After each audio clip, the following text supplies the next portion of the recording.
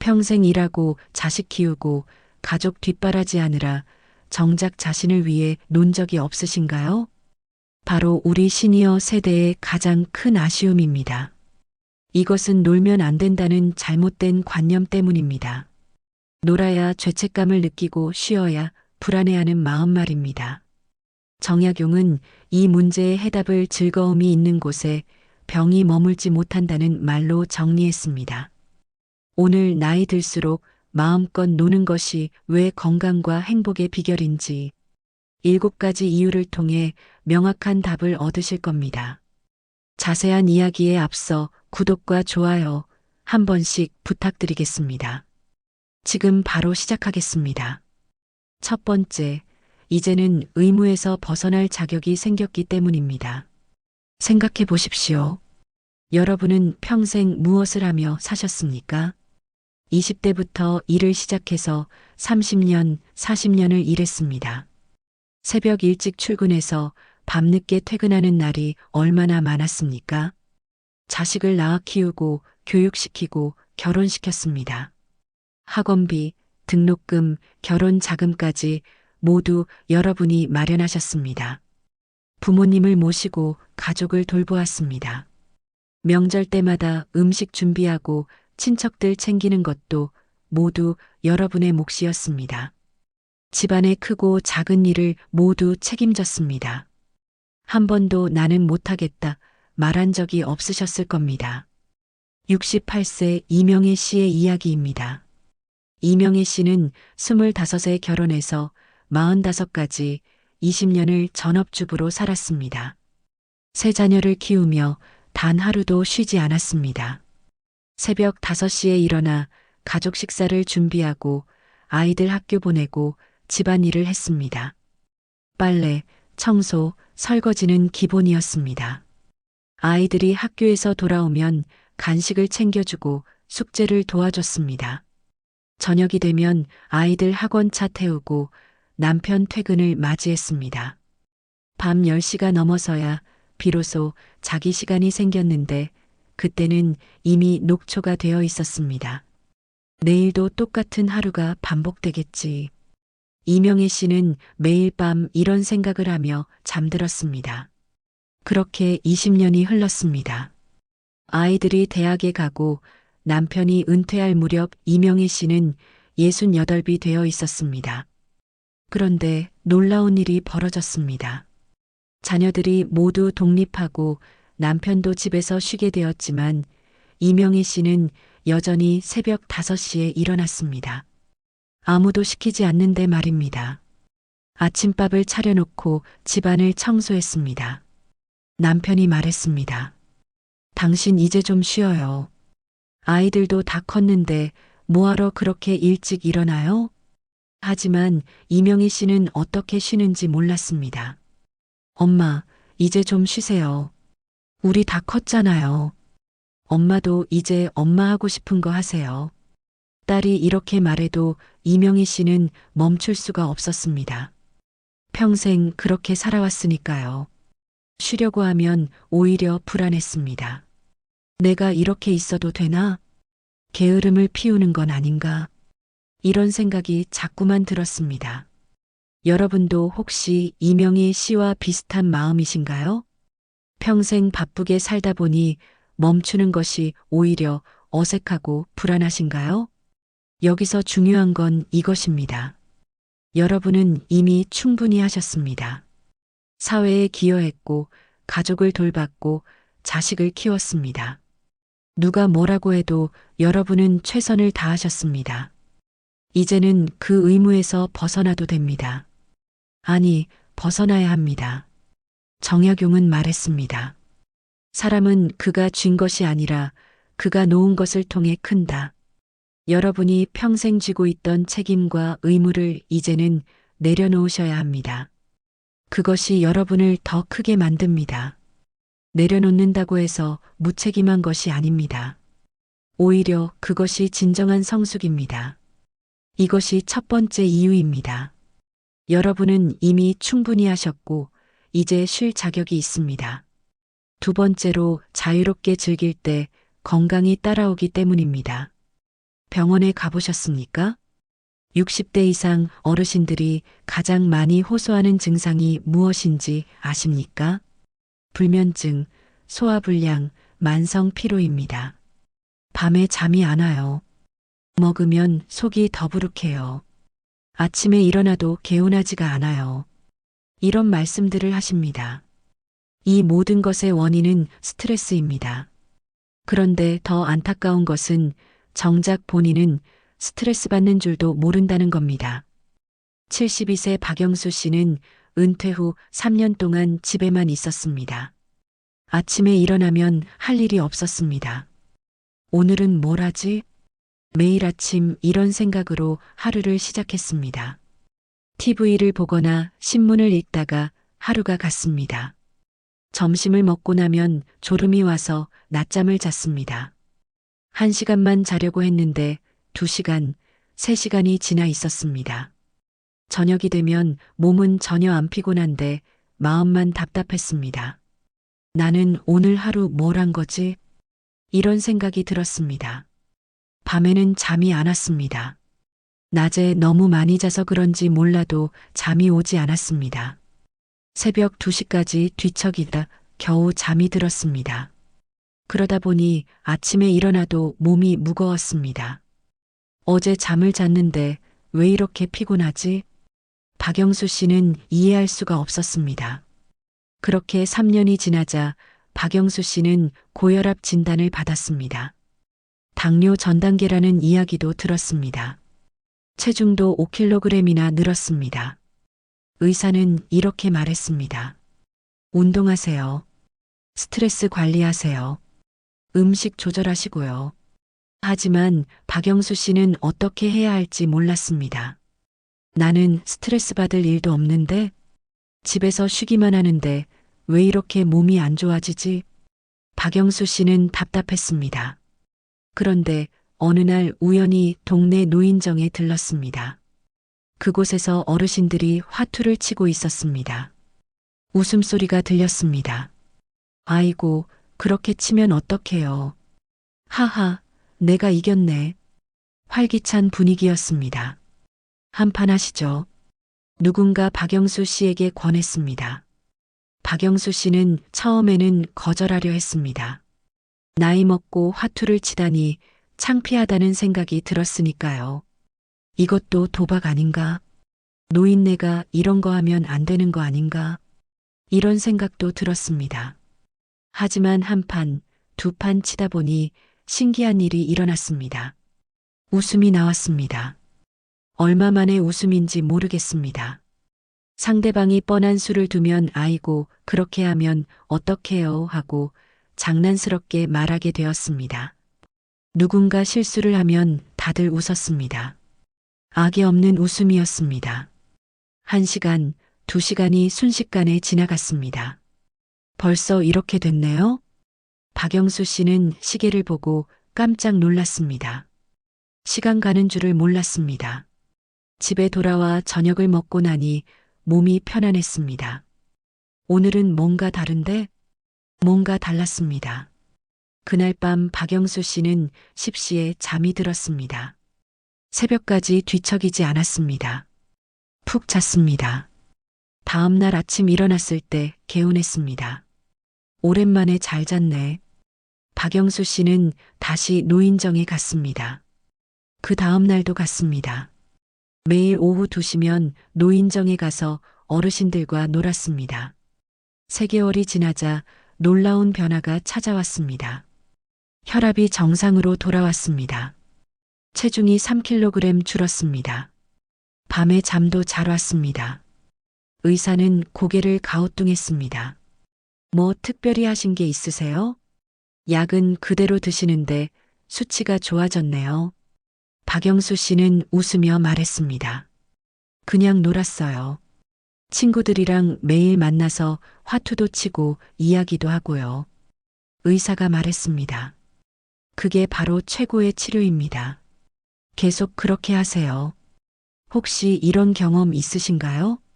집에만 있을 때는 별로 피곤하지 않은데 막상 밤이 되면 잠이 안 오는 경험 말입니다. 아니면 하루 종일 아무것도 안 했는데 왠지 모르게 무기력한 느낌 말입니다. 그것이 바로 마음의 스트레스입니다. 정약용의 말을 다시 떠올려 보십시오. 즐거움이 있는 곳에 병이 머물지 못한다. 즐겁게 놀면 스트레스가 사라집니다. 스트레스가 사라지면 몸이 회복됩니다. 잠이 잘 오고 소화가 잘 되고 혈압이 안정됩니다. 약보다 더 좋은 것이 웃음입니다. 병원보다 더 좋은 것이 즐거운 시간입니다. 이것이 두 번째 이유입니다. 마음껏 즐기면 건강이 자연스럽게 따라옵니다. 세 번째로 새로운 관계가 만들어지기 때문입니다. 여러분은 혹시 은퇴 후에 친구가 줄어들었다고 느끼신 적 있으신가요? 회사 동료들과는 연락이 끊기고 바쁜 자식들은 자주 보기 힘듭니다. 친했던 친구들도 각자 바쁘다 보니 만나기가 어렵습니다. 혼자 있는 시간이 많아집니다. 처음에는 괜찮다고 생각했습니다. 이제 혼자 있는 것도 괜찮아. 혼자가 편해. 이렇게 말하곤 했습니다. 하지만 시간이 지날수록 외로움이 찾아옵니다. 65세 최순자 씨는 은퇴 후 1년 동안 거의 집에만 있었습니다. 가끔 옛 직장 동료들과 만났지만 대화가 잘 통하지 않았습니다. 현직에 있는 사람들은 여전히 업무 이야기를 했습니다. 누가 승진했다. 어느 부서가 없어진다. 이런 이야기들이었습니다.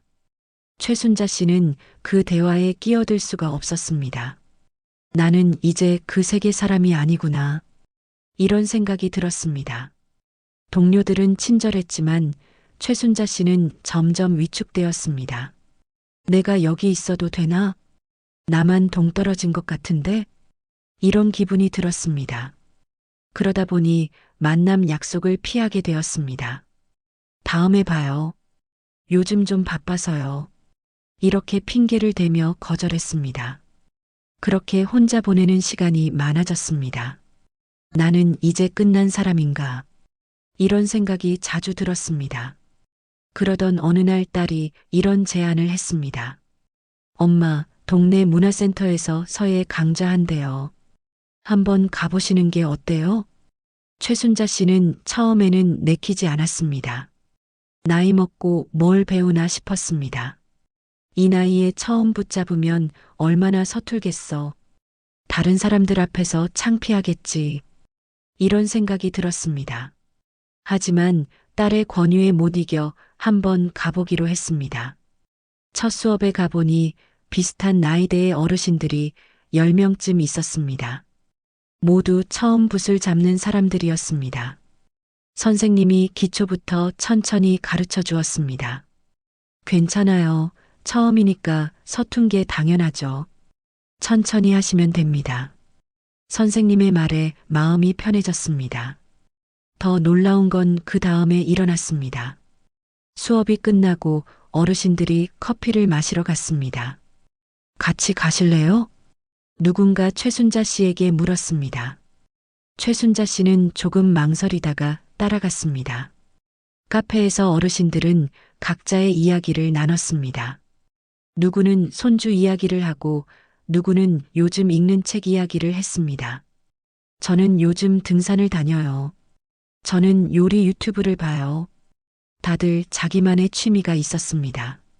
최순자 씨도 자연스럽게 대화에 참여했습니다. 저는 요즘 매일 산책을 해요. 동네 공원을 한 바퀴 도는데 1시간쯤 걸려요. 누군가 말했습니다. 우리 같이 걸어요. 저도 그 공원 자주 가거든요. 그 시간이 참 즐거웠습니다. 오랜만에 느끼는 설렘이었습니다. 6개월이 지나자 최순자 씨에게는 새로운 친구들이 생겼습니다. 서예 교실 친구 4명과 매주 만났습니다. 함께 전시회를 보러 가기도 하고 맛집을 찾아다니기도 했습니다. 때로는 그냥 카페에서 수다를 떨기도 했습니다. 자식들에게 손주 자랑만 하던 최순자 씨는 이제 친구들과 나눌 이야기가 많아졌습니다. 어제 친구들이랑 영화 봤어. 다음 주에는 부산 갈 거야. 자식들에게 전화할 때 이런 이야기를 했습니다. 딸이 말했습니다.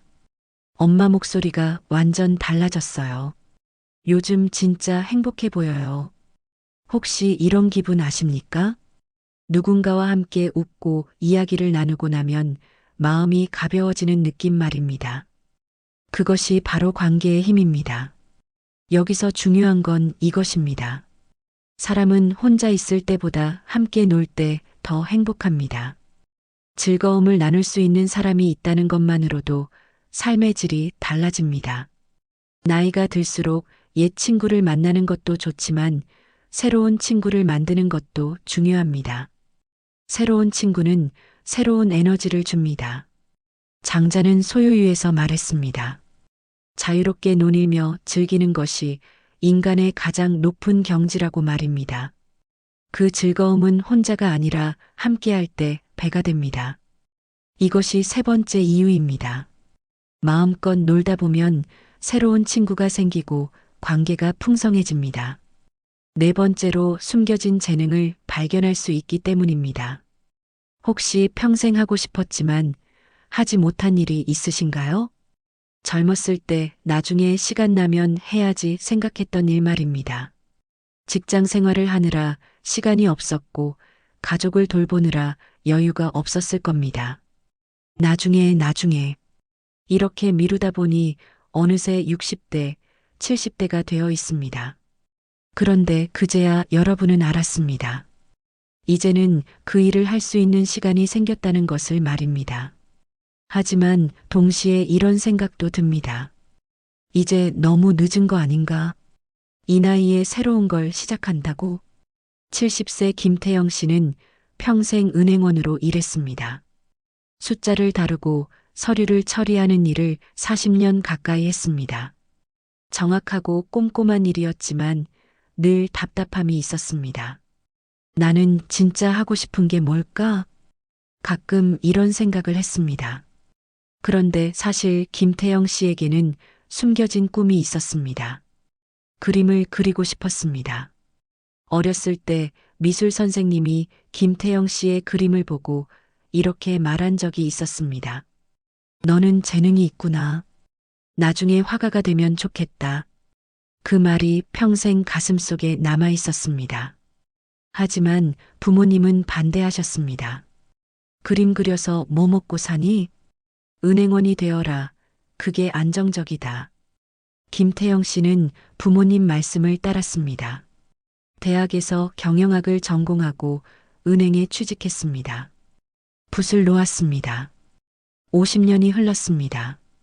은퇴 후 3년째 되던 해 김태영 씨는 동네 미술학원 앞을 지나가다 발걸음을 멈췄습니다. 유리창 너머로 어르신들이 그림을 그리고 있었습니다. 물감 냄새가 났습니다. 어렸을 때 맡았던 그 냄새였습니다. 김태영 씨는 한참을 서서 바라보다가 용기를 내서 문을 열었습니다. 혹시 저도 배울 수 있을까요? 나이가 많은데 괜찮을까요? 선생님은 흔쾌히 받아들였습니다. 나이가 무슨 상관입니까? 하고 싶을 때가 시작할 때죠. 첫 수업이 시작되었습니다. 김태영 씨는 50년 만에 붓을 잡았습니다. 손이 떨렸습니다. 잘할 수 있을까? 다른 사람들 보기 창피하지 않을까? 이런 생각이 들었습니다. 그런데 신기한 일이 일어났습니다.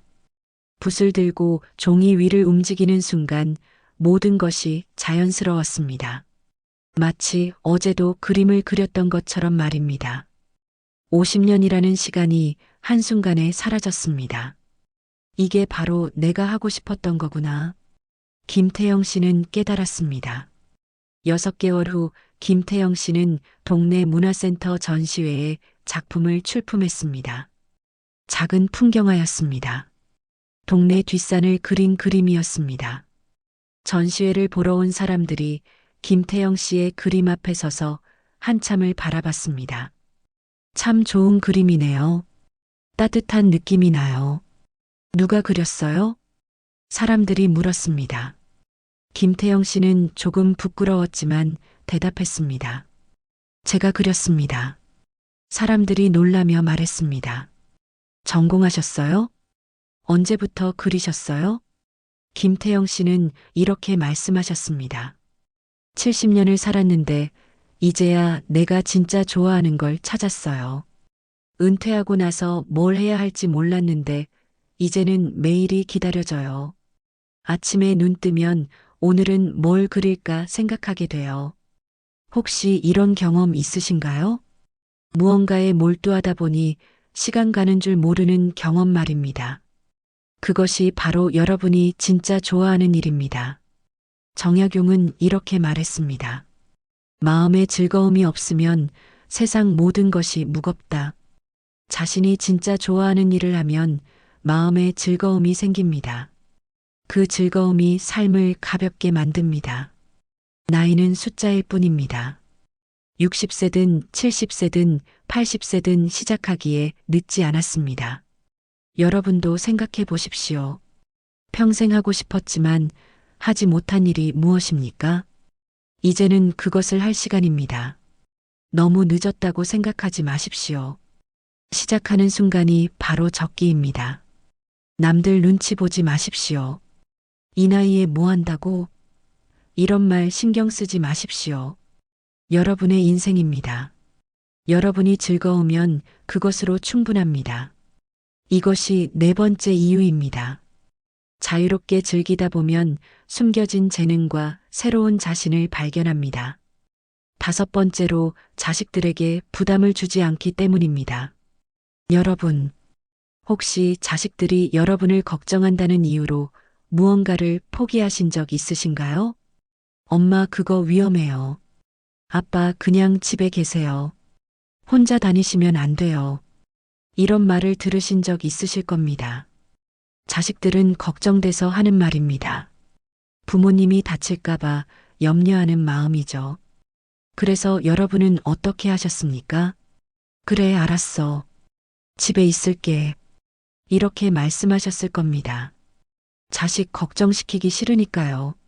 하지만 그렇게 집에만 있다 보면 어떻게 됩니까? 69세 서명숙 씨는 혼자 사셨습니다. 남편이 세상을 떠난 후 5년째였습니다. 서명숙 씨는 원래 활동적인 분이었습니다. 등산도 좋아하고 여행도 자주 다녔습니다. 남편이 살아계실 때는 함께 전국 방방곡곡을 다녔습니다. 산도 오르고 바다도 보고 맛있는 것도 먹었습니다. 그런 시간들이 행복했습니다. 그런데 남편이 세상을 떠나고 나서 서명숙 씨는 집에만 있게 되었습니다. 혼자 나가는 게 어색했습니다. 그러던 어느 날 아들이 이런 말을 했습니다. 엄마, 이제 나이도 있으시니까 조심하셔야죠. 혼자 산에 가시는 건 좀 위험한 것 같아요. 만약에 넘어지기라도 하시면 어떡해요. 서명숙 씨는 아들 말이 맞다고 생각했습니다. 그래, 이제는 나도 나이가 있지. 혼자 산에 가는 건 위험할 수도 있어. 서명숙 씨는 아들 걱정을 시키기 싫어서 등산을 그만뒀습니다. 등산화도 장롱 깊숙이 넣어뒀습니다. 그렇게 1년이 지났습니다. 서명숙 씨는 집에만 있게 되었습니다. TV를 보거나 책을 읽었습니다. 하지만 마음 한구석이 답답했습니다. 산에 가고 싶었습니다. 정상에 올라 바람을 맞고 싶었습니다. 나무 향기를 맡고 싶었습니다. 하지만 참았습니다. 아들 걱정시키기 싫어서요. 그러다 보니 점점 기운이 없어졌습니다. 웃음도 줄어들었습니다. 그러던 어느 날 딸이 전화를 했습니다. 엄마, 요즘 왜 그렇게 우울해 보여요? 전화할 때마다 목소리에 힘이 없으세요. 무슨 일 있으세요? 서명숙 씨는 솔직하게 말했습니다. 산에 가고 싶은데 오빠가 위험하다고 해서. 그래서 집에만 있어. 딸은 잠시 생각하더니 이렇게 말했습니다. 엄마, 그냥 가세요. 집에만 계시는 게 더 건강에 안 좋아요.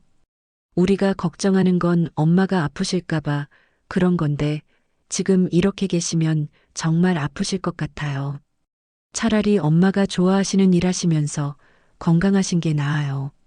그 말에 서명숙 씨는 용기를 냈습니다. 그래, 내가 좋아하는 걸 해야지. 내가 건강해야 자식들도 안심하는 거지. 다음 날 아침 서명숙 씨는 1년 만에 등산복을 꺼냈습니다. 등산화 끈을 묶고 동네 뒷산에 올랐습니다. 처음에는 숨이 찼습니다.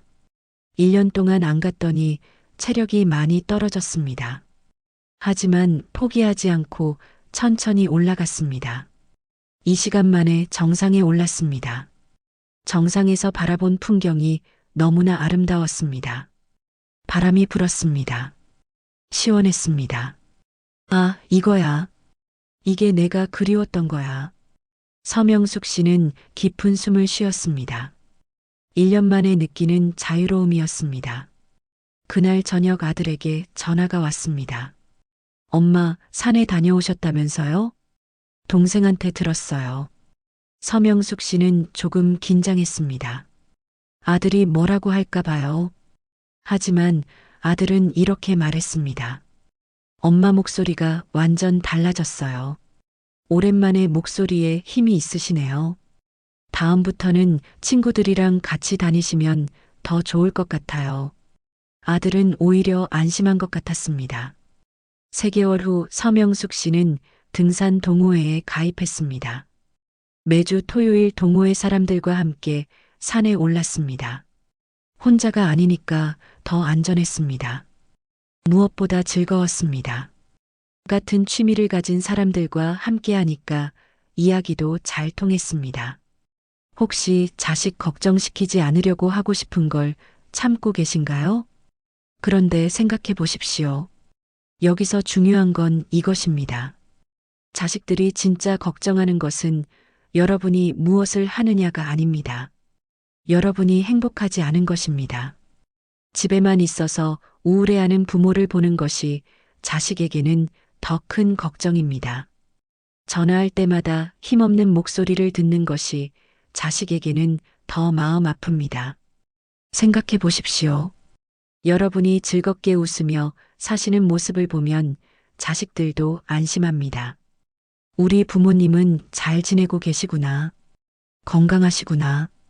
이렇게 생각하게 됩니다. 자식들에게 전화할 때 이야기거리가 많으면 자식들도 좋아합니다. 엄마 오늘 뭐 하셨어요? 아, 친구들이랑 등산 갔어. 오늘 날씨가 너무 좋더라. 이런 이야기를 들으면 자식들은 안심합니다. 이것이 5번째 이유입니다. 마음껏 즐기는 것이 자식들에게 주는 가장 큰 선물입니다. 6번째로 남은 인생의 시간이 한정되어 있기 때문입니다. 잔인한 이야기 같지만 사실입니다. 우리에게 남은 시간은 생각보다 많지 않습니다. 60대라면 20년에서 30년 정도가 남았습니다. 70대라면 10년에서 20년입니다.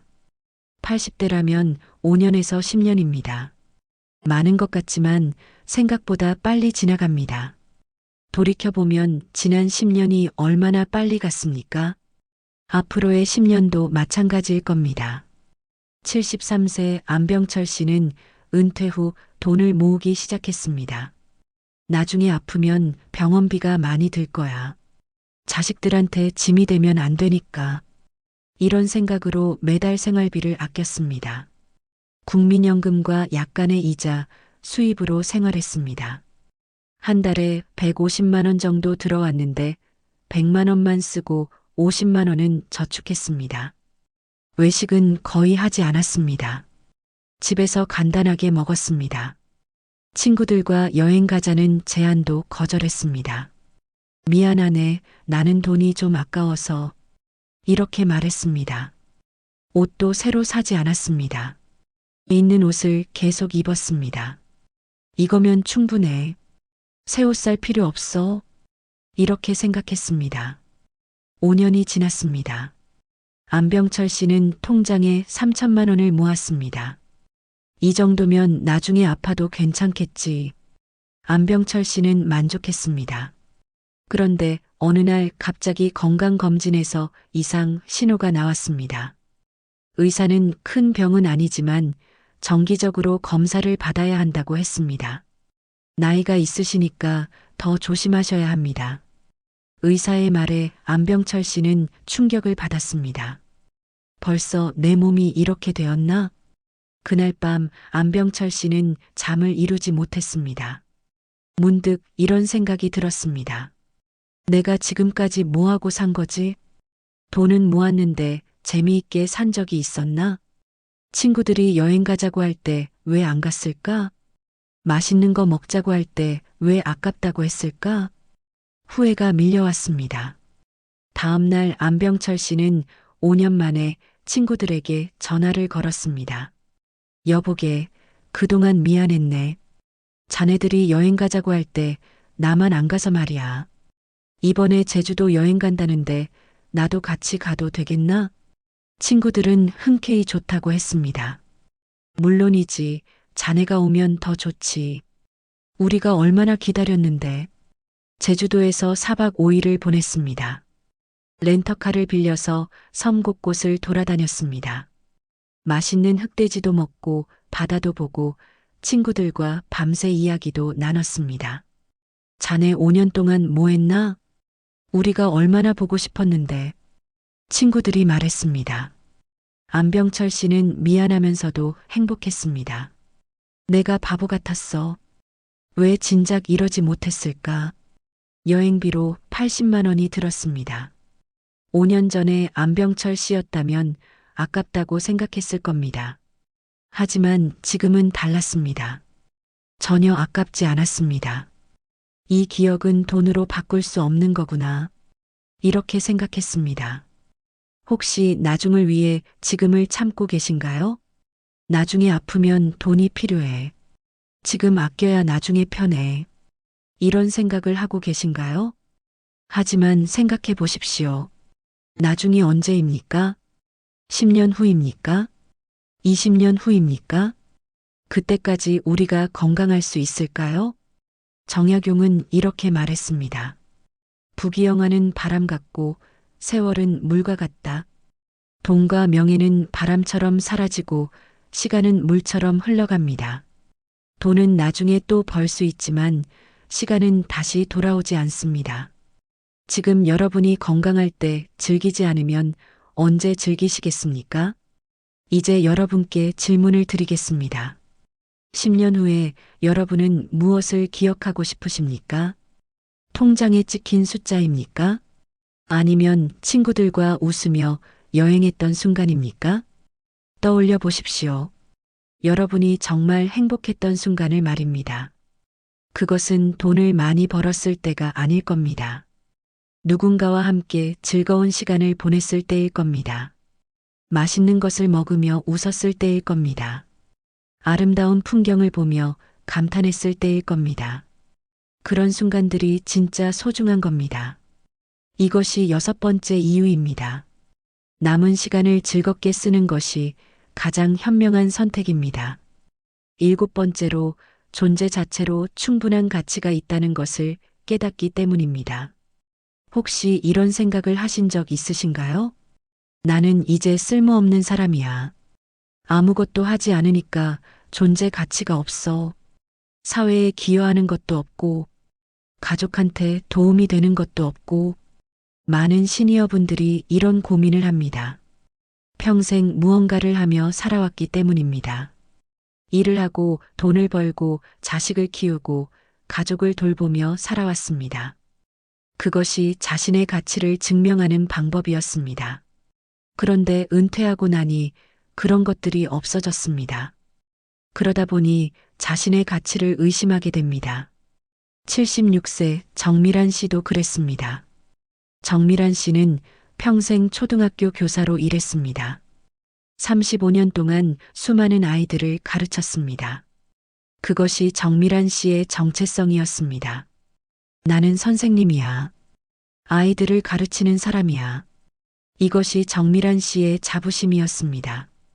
은퇴하던 날 학생들과 학부모들이 감사 인사를 전했습니다. 선생님 덕분에 우리 아이가 달라졌어요. 선생님을 평생 잊지 못할 거예요. 선생님 같은 분을 만난 게 우리 아이 인생의 행운이에요. 정미란 씨는 뿌듯했습니다. 내가 의미 있는 일을 했구나. 이렇게 생각했습니다. 하지만 은퇴 후 2년이 지나자 정미란 씨는 우울해졌습니다. 매일 아침 일어나면 할 일이 없었습니다. 예전에는 아침 7시면 학교에 갔는데 이제는 갈 곳이 없었습니다. TV를 보거나 책을 읽었습니다. 하지만 허전했습니다. 누구에게도 필요한 사람이 아니라는 생각이 들었습니다. 나는 이제 그냥 늙은 사람일 뿐이야. 아무 쓸모도 없는 사람이야. 내가 지금 뭐 하는 거지? 이런 생각이 자주 들었습니다. 그러던 어느 날 옛 제자에게서 전화가 왔습니다. 선생님, 저 결혼해요. 선생님 꼭 오셨으면 좋겠어요. 선생님이 안 계시면 제 결혼식이 완전하지 않을 것 같아요. 정미란 씨는 결혼식에 갔습니다. 결혼식장에 들어서니 옛 제자들이 많이 와 있었습니다. 선생님, 제자들이 달려와 인사했습니다. 결혼식이 끝나고 피로 연장에서 옛 제자는 정미란 씨를 보자마자 달려와 안겼습니다. 선생님, 정말 보고 싶었어요. 선생님이 안 계셨으면 제가 지금 이렇게 행복하게 결혼도 못했을 거예요. 제자는 눈물을 흘리며 말했습니다. 제가 초등학교 5학년 때 기억하세요? 저 왕따 당했잖아요. 친구들이 저랑 놀아주지 않아서 매일 울었어요. 그때 선생님이 저를 도와주셨잖아요. 선생님이 다른 아이들한테 말씀하시고 저를 격려해 주셔서 제가 다시 일어날 수 있었어요. 그때 선생님이 안 계셨으면 저는 학교를 그만뒀을 거예요. 정미란 씨는 그때 일을 기억했습니다. 그때 내가 많이 힘들었구나. 선생님은 당연한 일을 한 거야. 하지만 제자는 고개를 저었습니다. 선생님한테는 당연한 일이었을지 몰라도 저한테는 인생이 바뀐 순간이었어요. 그때 선생님이 보여주신 따뜻함을 저는 평생 잊지 못해요. 그 순간 정미란 씨는 깨달았습니다. 내가 아무것도 안 해도 나는 가치 있는 사람이구나. 누군가에게 나는 여전히 소중한 사람이구나. 내가 존재했다는 것 자체가 누군가에게는 큰 의미였구나. 집으로 돌아오는 길에 정미란 씨는 결심했습니다. 이제는 나를 위해 살아야지. 무언가를 해야만 가치 있는 게 아니야. 내가 행복하면 그것만으로도 충분한 거야. 다음 날부터 정미란 씨는 하고 싶었던 것들을 하기 시작했습니다. 동네 도서관에 가서 책을 읽었습니다. 평생 읽고 싶었지만 시간이 없어서 못 읽었던 소설들을 읽었습니다. 친구들과 커피를 마셨습니다. 그냥 수다를 떨었습니다. 특별한 목적 없이 그냥 즐거운 시간을 보냈습니다. 가끔은 혼자 영화를 보러 갔습니다. 평일 오후에 영화관에 가면 사람이 별로 없었습니다. 여유롭게 영화를 봤습니다. 특별한 생산적인 일을 하지 않았습니다. 그냥 즐겼습니다. 6개월 후 정미란 씨는 완전히 달라져 있었습니다. 얼굴에 웃음이 늘었고 목소리에 활기가 생겼습니다.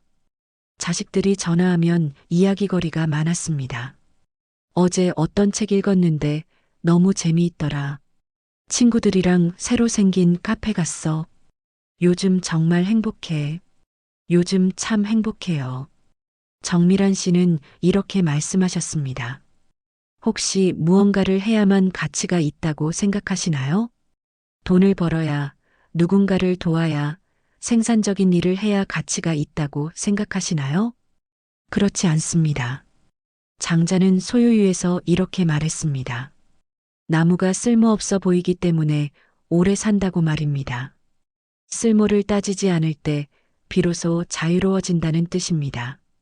여러분은 이미 평생 충분히 쓸모있게 사셨습니다. 사회를 위해, 가족을 위해, 자식을 위해 평생을 바치셨습니다. 이제는 쓸모를 따지지 마십시오. 그냥 존재하는 것만으로도 여러분은 가치가 있습니다. 여러분이 태어나고 살아온 그 자체가 이미 의미입니다. 여러분이 누군가에게 보여준 따뜻함, 누군가와 나눈 대화, 누군가를 위해 쏟은 노력, 그 모든 것이 세상에 남아 있습니다. 아무것도 안 해도 됩니다. 그냥 즐기십시오. 그냥 웃으십시오. 그냥 행복하십시오. 그것만으로도 충분합니다. 여러분도 느끼셨을 겁니다. 우리가 진짜 행복한 순간은 무언가를 성취했을 때가 아니라 그냥 편안하게 웃을 수 있을 때라는 것을 말입니다. 이것이 7번째 이유입니다. 나이 들어 마음껏 즐기는 것은 여러분의 존재 가치를 확인하는 일입니다. 지금까지 나이 들어 마음껏 즐기는 것이 최고인 7가지 이유를 말씀드렸습니다. 첫째, 여러분은 평생 충분히 하셨고 이제 쉴 자격이 있습니다.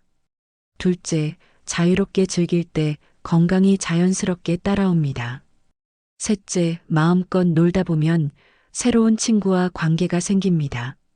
넷째, 즐기다 보면 숨겨진 재능과 새로운 자신을 발견합니다. 다섯째, 행복하게 사는 것이 자식들에게 주는 가장 큰 선물입니다. 여섯째, 남은 시간을 즐겁게 쓰는 것이 가장 현명한 선택입니다. 일곱째, 그냥 존재하는 것만으로도 여러분은 충분한 가치가 있습니다. 장자는 평생 소유율을 말했습니다. 자유롭게 논이며 즐기는 것이 인간의 가장 높은 경지라고 말입니다. 정약용은 18년의 유배 생활 속에서도 이것을 깨달았습니다. 즐거움이 있는 곳에 병이 머물지 못한다는 것을 말입니다. 여러분, 이제는 장자와 정약용의 지혜를 따라 이렇게 말해 보십시오. 나는 평생 충분히 했다. 이제는 내가 하고 싶은 것을 하며 살겠다. 남의 눈치 보지 않고 내가 즐거운 일을 하겠다. 그 한마디가 여러분의 남은 인생을 완전히 달라지게 할 것입니다. 여러분도 할 수 있습니다. 오늘의 이야기가 여러분의 마음에 작은 울림이 되었기를 바랍니다. 여러분의 노후가 더욱 자유롭고 즐겁기를 진심으로 기원합니다. 끝까지 함께 해주셔서 진심으로 감사합니다. 구독과 좋아요, 알림 설정으로 이 지혜를 더 많은 분들과 나누어 주시고 댓글로 여러분의 생각과 경험도 들려주세요. 여러분의 이야기가 또 다른 이에게 큰 힘과 위로가 될 것입니다. 감사합니다.